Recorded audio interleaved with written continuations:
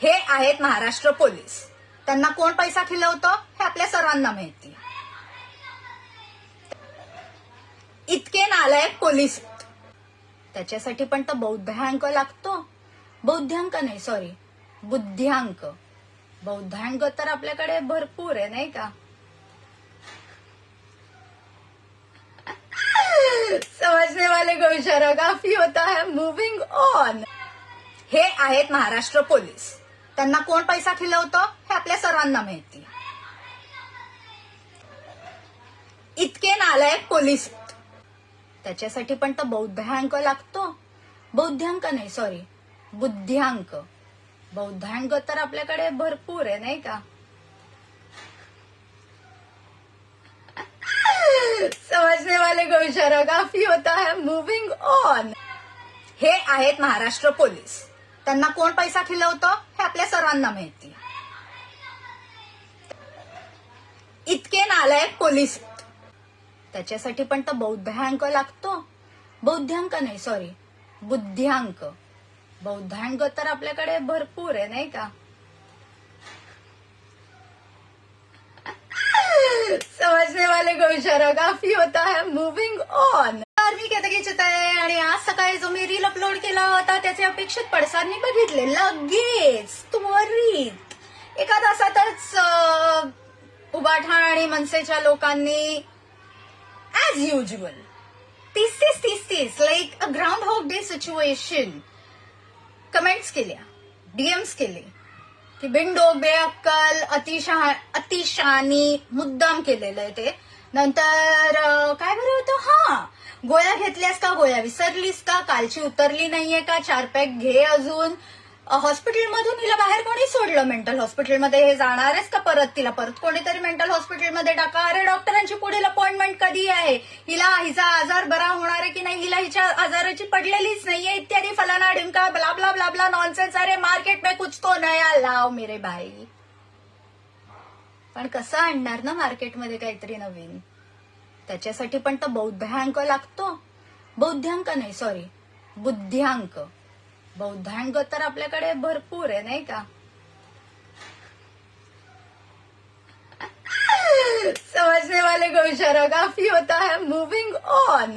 तर एका रहस्यरोमन मूल्यम जननेंद्रिय मूर्माचे पूयन निर्बुद्ध, निरोध न वापरल्यास निर्माण झालेल्या एका, काय म्हणावं आपण या माणसाला, नामर्दच ठीक आहे. नामर्दाने आज आरोप केला आणि दुसऱ्याने त्याच्यावरती होकार दिला. आरोप नव्हता ऍक्च्युली, ते स्टेटमेंट होतं की मी पाय धरायला नाक घासत राजसाहेब ठाकरेंकडे गेले होते जेव्हा भाजप ह्याच्यात होतं, सत्तेत होतं. भाजप आजही सत्तेत आहे, पण आय गेस त्यांनी अश्लील कमेंट्स आल्या म्हणून मी त्यांची मदत मागायला, त्यांचे राजसाहेब ठाकरेंची मदत मागायला, त्यांचे पाय धरायला नाक घासत त्यांना भेटायला गेले होते. तुम्ही स्वतः राज ठाकरेंना विचारा की त्यांनी मला आमंत्रण केलं होतं भेटण्यासाठी, कारण त्यांना जाणून घ्यायचं होतं की ही मुलगी कोण आहे की जिने हिंदीत व्हिडिओ केल्यामुळे तिला इतक्या घाणेरड्या आणि अश्लील पद्धतीत ट्रोलिंगच्या नावाखाली लोकांनी बकवास लिहिलेली आहे आणि तिने ती बकवास सहन न करता स्पष्टपणे ती वाचून त्यांचं मराठी सुधारलेलं आहे. ही मुलगी कोण ही त्यांना क्युरिओसिटी होती, म्हणून त्यांनी स्वतःहून मला आमंत्रण पाठवलं होतं. त्यांनी फोन केला होता, कोणाद्वारे हे मी नाव घेणार नाही, पण तरीही हे तुम्ही जाऊन त्यांना विचारा. हे उगाच जे फालतू तुम्ही आरोप करता ना, डायरेक्ट बोलून मोकळे होता की मी भेटायला गेले होते. मी भेटायला नव्हते गेले, मला आमंत्रित करण्यात आलं होतं म्हणून मी त्या आमंत्रणाचा आदर राखून भेटायला गेले. मदत मागायला गेले नव्हते. मी मदत मागायला सायबर क्राईमकडे गेले होते, पोलिसांकडे गेले होते, ज्यांनी माझी मदत केली नाही. उलट मलाच कामाला लावलं होतं पोलिसांनी की ही व्यक्ती कोण आहे ना हे आम्हाला माहिती नाहीये, आम्हाला त्याच्या डीपी वरून काही समजत नाहीये की कुठे असेल, काय असेल. त्यामुळे ना, आणि ह्या व्यक्तीला तर आपल्याला पकडायचंच आहे. तेव्हा औरंगाबाद नाव होतं जागेचं. सो ही कुठे व्यक्ती असेल हे जाणून घ्यायचंच आहे, पण आम्हाला ऍड्रेस सापडत नाहीये. म्हणून पोलिसांचं सायबर क्राईमचं जे काम आहे ते मी स्वतः केलं आणि 1.5 तासात त्या व्यक्तीचा एक शेवटचा ढोबळ पत्ता काढून पोलिसांना दिला. 1.5 तासात. आणि मी हॅकर नव्हे. मी व्हाईट हॅकिंग म्हणजे काय हेही मला माहिती नाही. मी हॅकिंग करू शकत नाही कारण मी हॅकर नाहीये. आणि तरीही मी तो पत्ता काढू शकले. इतके नालायक पोलीस. जेव्हा विधानसभेत मला नेण्यात आलं तेव्हा पुन्हा मी स्वतः गेले नव्हते. मला समोरून आमंत्रित करण्यात आलं होतं की नाही, तुझी ही जी केस आहे ती गरजेची आहे सीएम पर्यंत पोहोचण्यासाठी. कळलं पाहिजे की सायबर लॉज मध्ये किती आपल्याला बदल घडवून आणायचे आहेत, बदल करायचे आहेत. त्यावेळेसचे जे cyber crime, Maharashtra cyber crime head होते, त्यांनाही माहिती होतं आणि मलाही माहिती होतं की कोणी माझा रील कट शॉर्ट केला आहे, व्हिडिओ रेकॉर्डिंग केलेला आहे. हे आम्हाला कधीच सापडणार नव्हतं. ट्रेस मिळणार नव्हती, आयपी ऍड्रेस निघणार नव्हता. कारण मुळातच माझी केस ही टेररिझमपेक्षा महत्वाची आहे का? तर नाहीये. टेररिस्टना पकडणं जास्त महत्वाचं आहे. सो म्हणून सायबर हेडनाही हे माहिती होतं आणि त्यांनीही मला सांगितलं होतं आणि मलाही याची कल्पना होती. मी बिंडोक नाहीये. पण मी मदत मागितली होती पोलिसांची, कुठल्याही पॉलिटिशियनची नाही.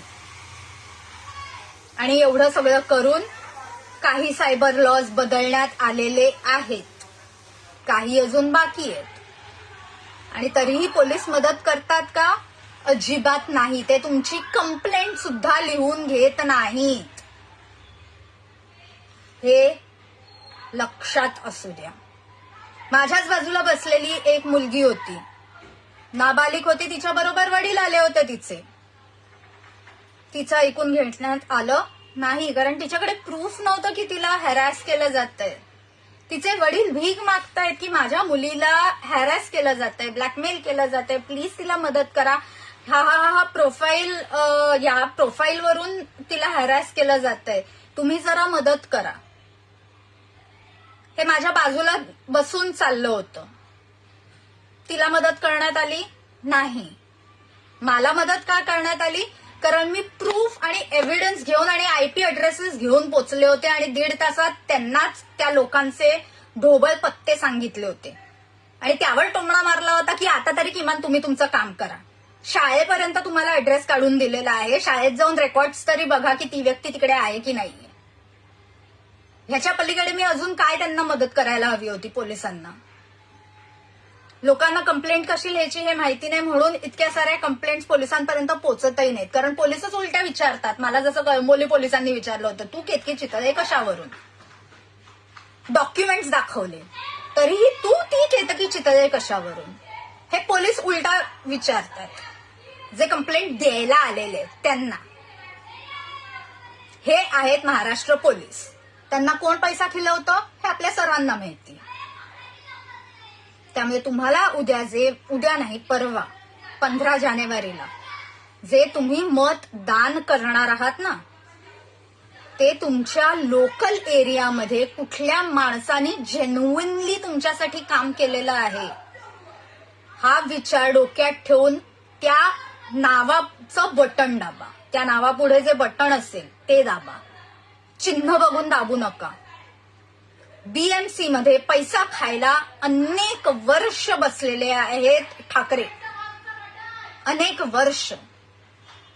कारण मी जसं सकाळच्या व्हिडिओमध्ये म्हणाले की BMC is one of the richest corporations in the entire world.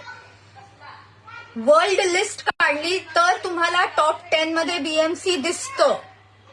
A municipal corporation in the richest corporations, not governmental corporations, but corporations in general. Are you effing kidding me with this? असा प्रश्न आपल्याला पडावा.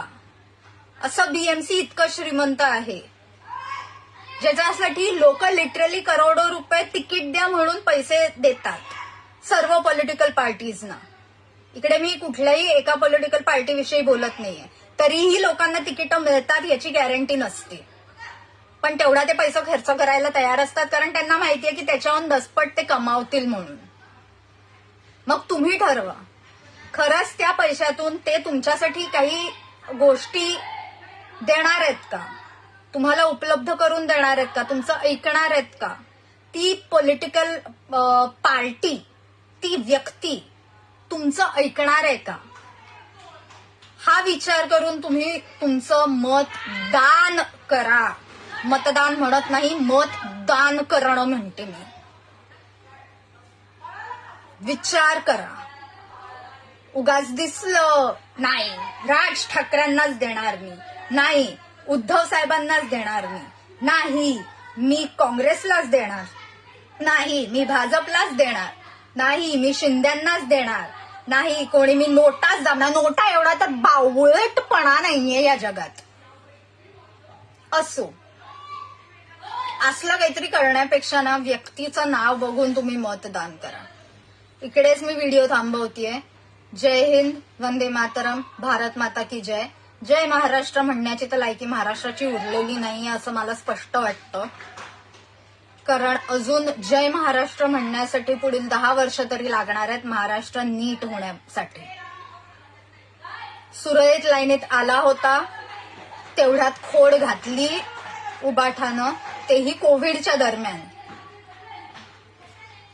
पण असो, पुन्हा लाईनीवर आलेला आहे, त्यामुळे पुढील 7 ते 8 वर्षात पुन्हा जय महाराष्ट्र म्हणायला काही हरकत नाहीये. परंतु या क्षणी जय हिंद, वंदे मातरम, भारत माता की जय.